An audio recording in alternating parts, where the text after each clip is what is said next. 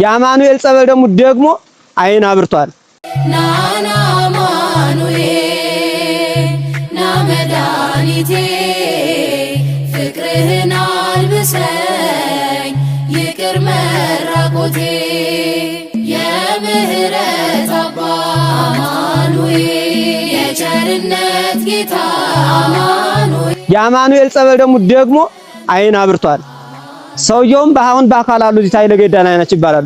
ገዳ አካባቢ ላይ መተው እዚህ ቦታ ላይ አይናቸው እንዳጋጣሚ ከልሏቸው ነበርና እዚህ ጸበል አማኑኤል ተፈታኝ ብለው ቃል ገብተው ሲጸበሉት አይናቸውን አብርቶላቸዋል።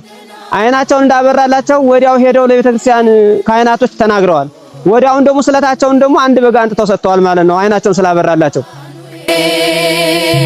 ናመዳኒቴ ጽድቅህን አልብሰኝ ይቅር መራ